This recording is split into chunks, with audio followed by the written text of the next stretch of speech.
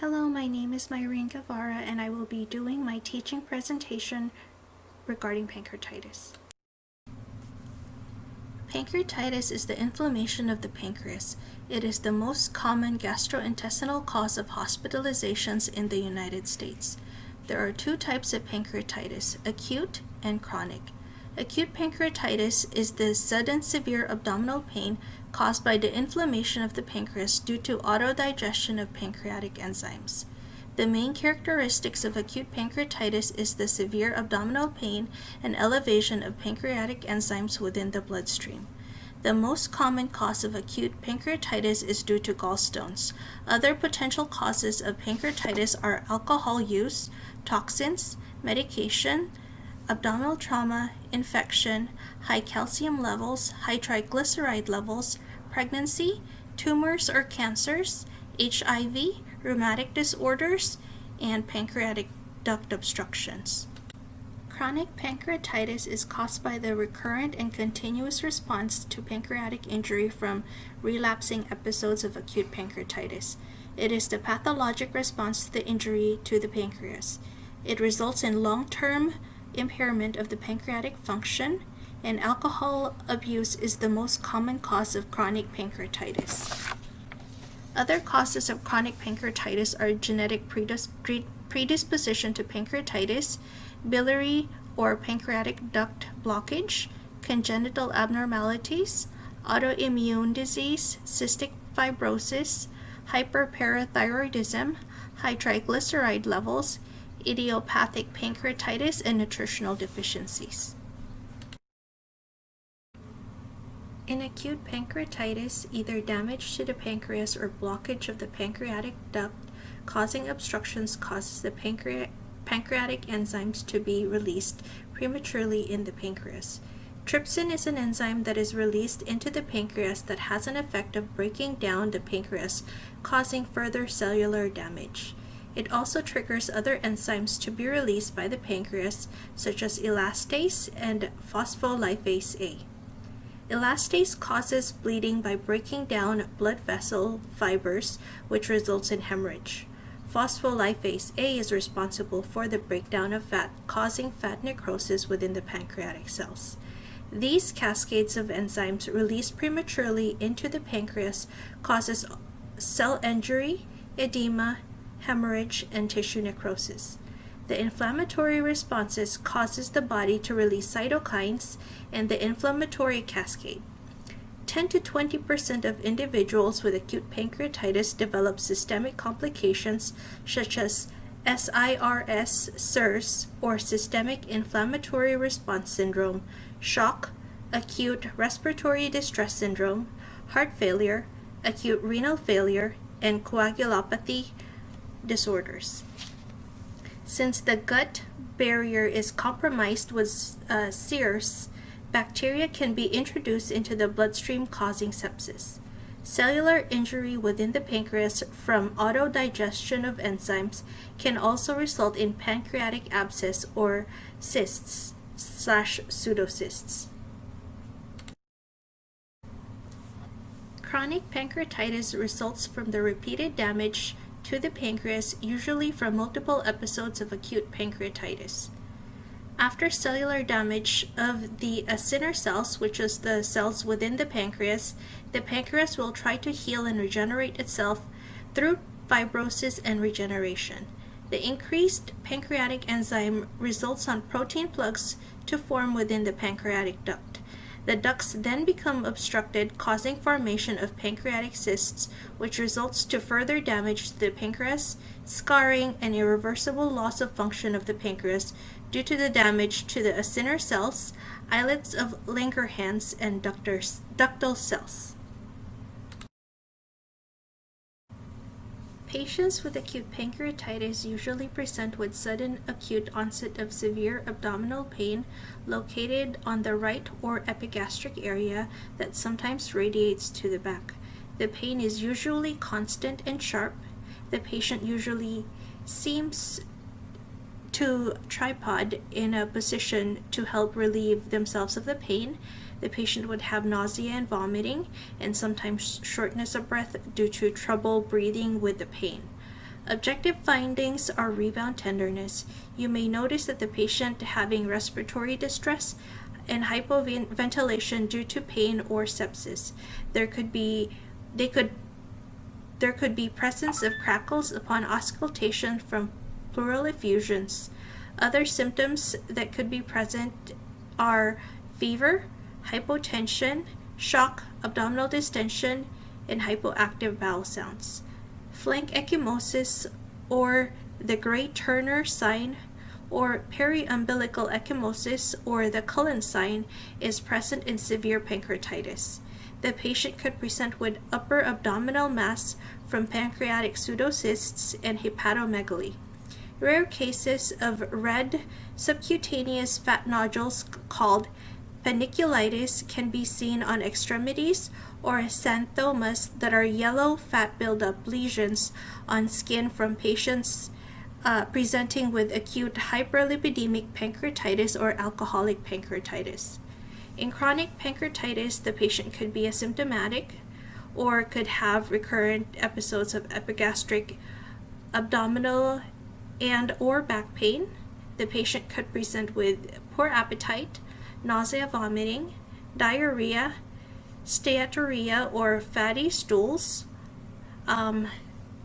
Since the pancreas is responsible for insulin secretion, dysfunction of the pancreas can cause symptoms of hyperglycemia such as polyuria or excessive urination, polydipsia or great thirst, or polyphagia, which is excessive eating from severe hunger. The patient could have abdominal pain 15 to 20 minutes after eating fatty foods or drinking alcohol. And objective findings are similar to acute pancreatitis. There are higher occurrences of pancreatic pseudocysts with chronic pancreatitis. You would see severe weight loss or muscle wasting, such as sarcopenia with chronic pancreatitis, and jaundice. When a patient presents with persistent severe epigastric pain with palpation, pancreatitis should be suspected by the provider. In diagnosing pancreatitis, there needs to be 2 out of the 3 symptoms present. The first is acute onset of persistent severe abdominal pain in the epigastric area that could radiate to the back. The second is an elevation of serum lipase or amylase that is 3 times or greater than normal value. And the third is imaging such as CT, MRI with or without MRCP, or abdominal ultrasound that can indicate pancreatic enlargement or inflammation.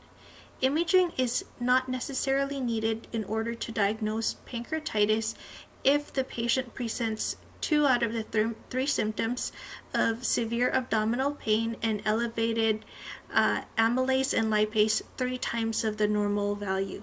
The lipase rises 6 to 12 hours after the beginning of the symptoms, and the serum amylase drops to normal levels 3 to 5 days in mild pancreatitis. CBC electrolytes can show hemoconcentration, hyperglycemia, and electrolyte imbalance that could assist in evaluation of hypovolemia. The patient could also show hyperbilirubinemia or elevated bilirubin, and alkaline phosphatase can indicate biliary obstruction from gallstone pancreatitis. Leukocytosis is present on patients presenting with systemic inflammatory response or sepsis. The MRCP, which is the magnetic resonance cholangiopancreatography, is able to show visualization of the ductal anatomy of the pancreas.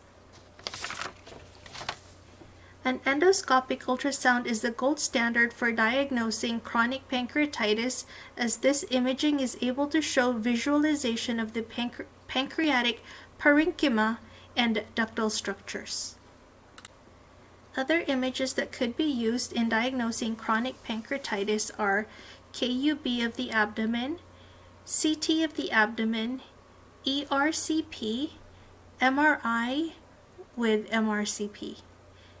Chronic pancreatitis should be suspected on patients with symptoms of pancreatic exocrine insufficiency, which is seen with severe weight loss, abdominal pain, and steatorrhea or fatty stools. A direct pancreatic function test with secretin can be done to assess pancreatic functions by measuring the bicarbonate level after secretin is administered. Secretin causes fluids in the pancreas to be secreted, which is then measured. A level less than 80 milliequivalent per liter could indicate chronic pancreatitis. Elevation of serum glucose or hyperglycemia is present due to pancreatic dysfunction. Diagnoses of chronic pancreatitis should be suspected with patients with a history of chronic abdominal pain and recurrent pancreatitis. Autoimmune pancreatitis may need tests such as the erythrocyte sedimentation rate or ESR, immunoglobulin G4, rheumatoid factor, anti-nuclear antibody, and anti-smooth muscle antibody. In chronic pancreatitis, the serum amylase or lipase may be low or normal, and the CBC and liver function may also be normal. The diagnostic laboratory tests that could be ordered for patients suspected of acute pancreatitis are CMP or complete metabolic panel, such as Chem12 to include electrolytes, for fluid volume or lights monitoring, BUN and creatinine for renal function assessment, and hepatic function test for liver function evaluation. Amylase and lipase should be ordered in order to diagnose acute pancreatitis, and it should be 3 times or greater the normal value.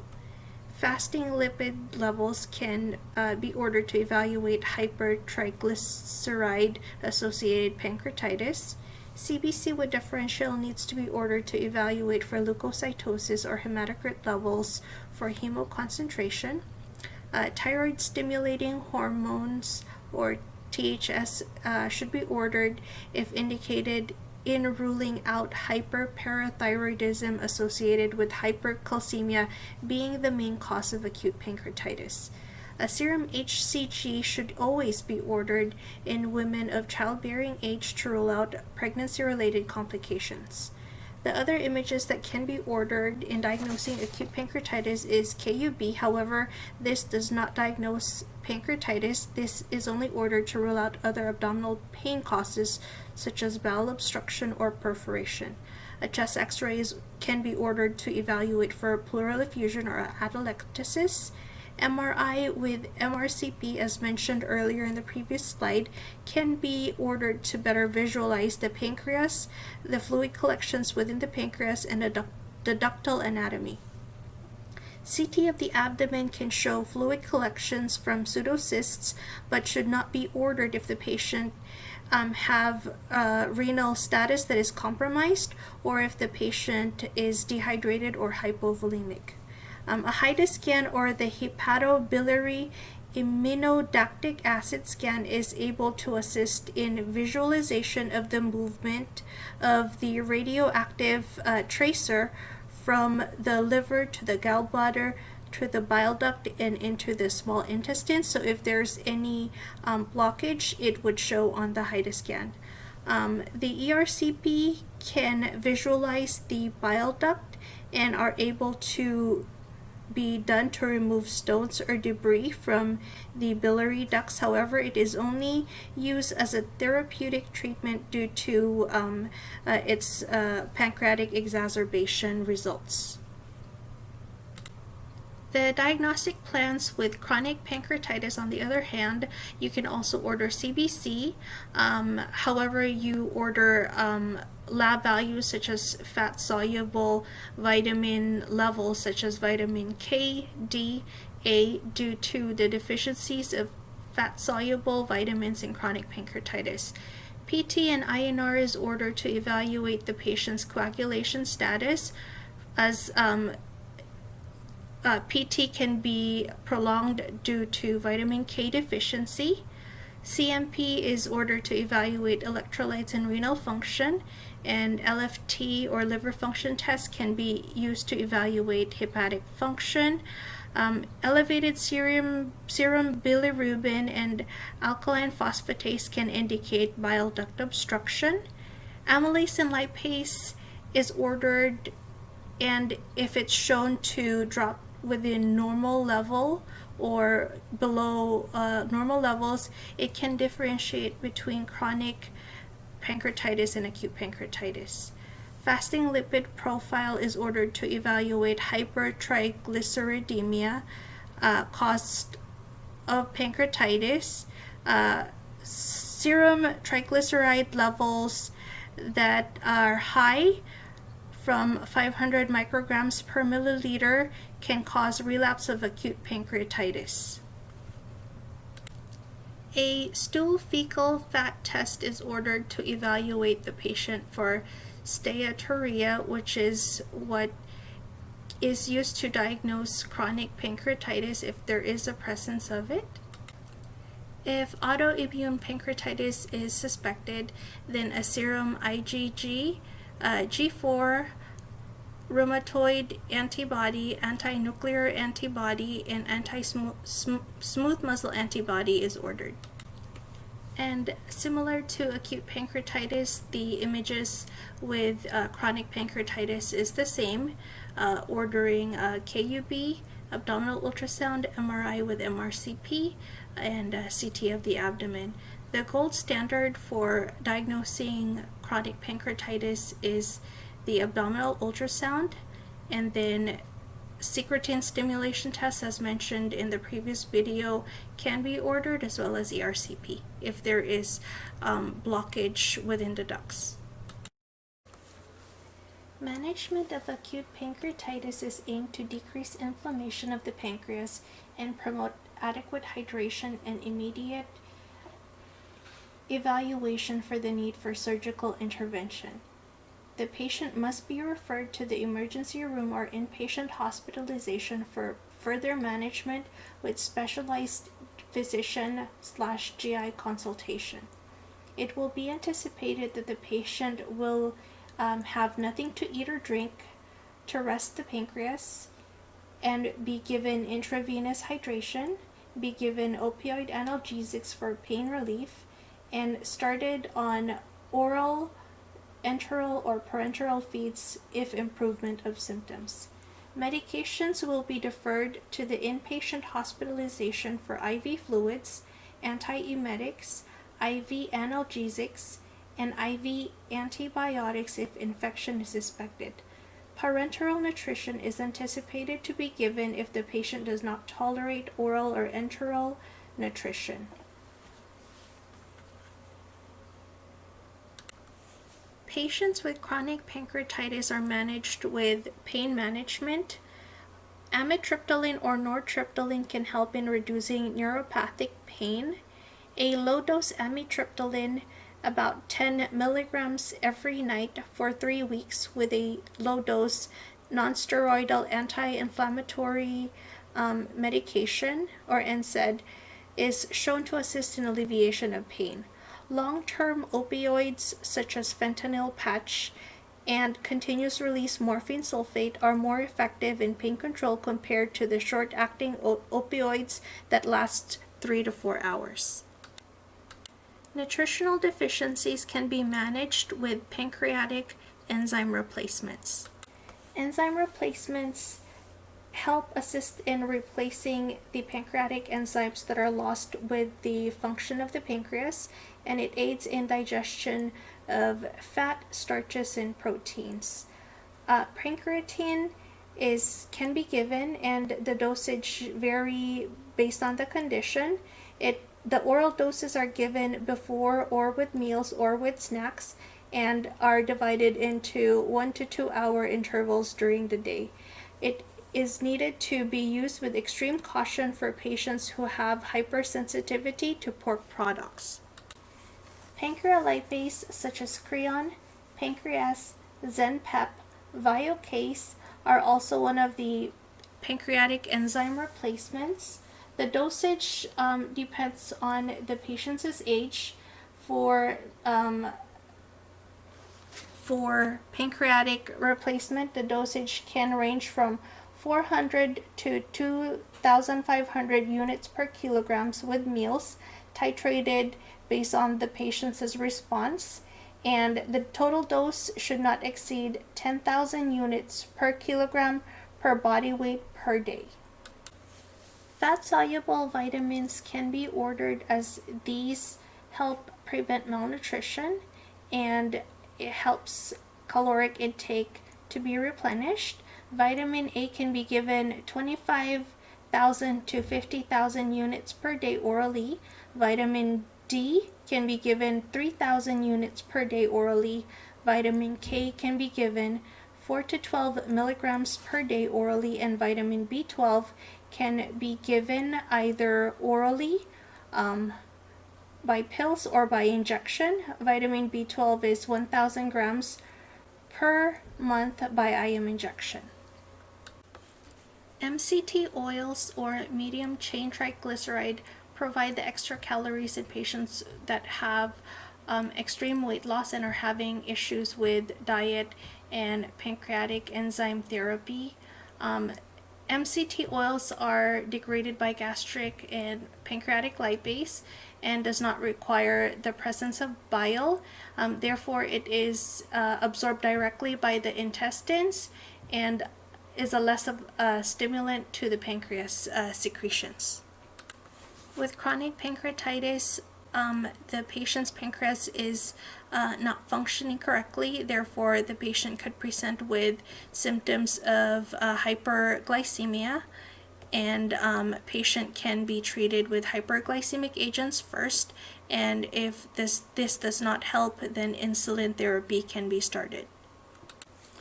If the patient is not responding to medical intervention, surgical intervention can be warranted, such as extracorporeal shock wave lithotripsy of the pancreatic stones.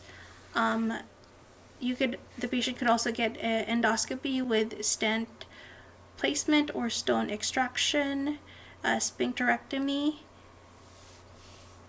Biliary drain placement may assist in gastric drainage, and resection of the pancreatic head may provide pain relief for some patients. The last resort would be total pancreatectomy, which is removal of the pancreas.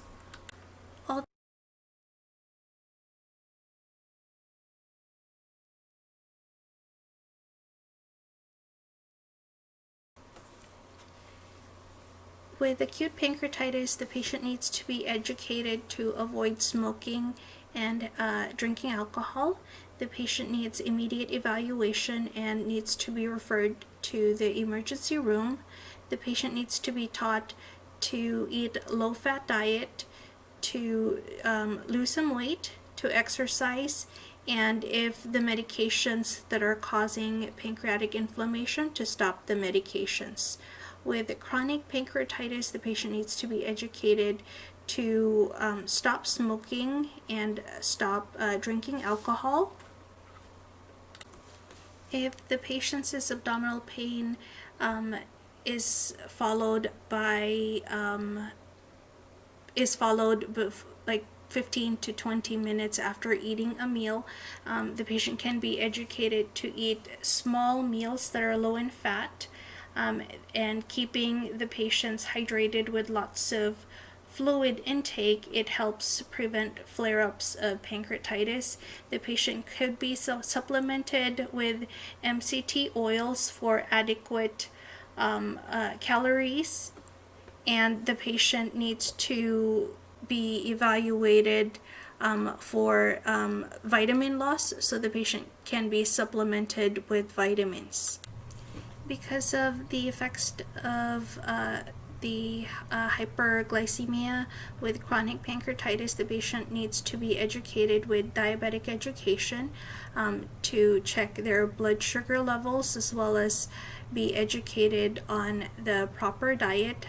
Diabetic consultation could be warranted to assist the patient with diabetic education.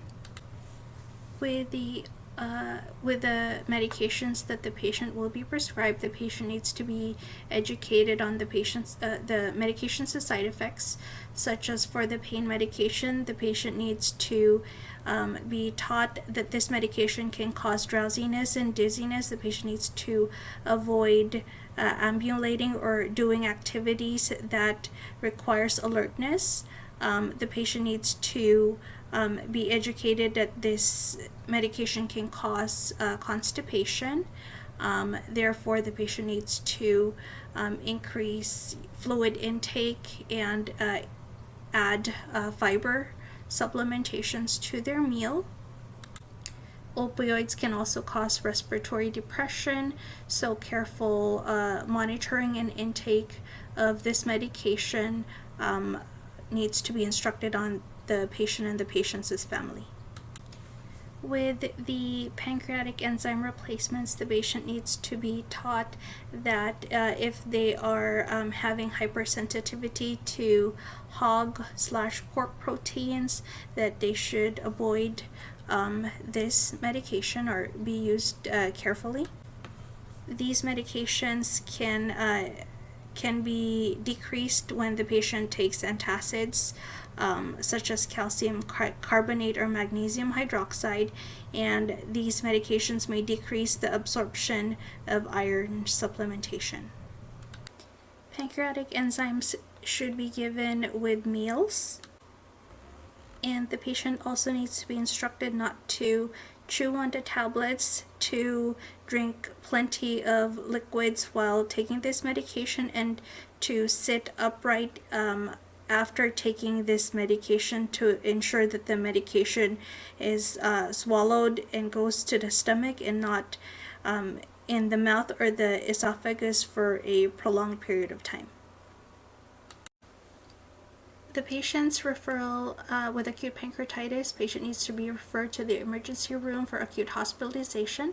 With chronic pancreatitis, pain management can be consulted for chronic pain, GI consult for referral, dietitian consult, and if the patient is having weight loss of 15 kilograms rapidly, refer the patient to the emergency room.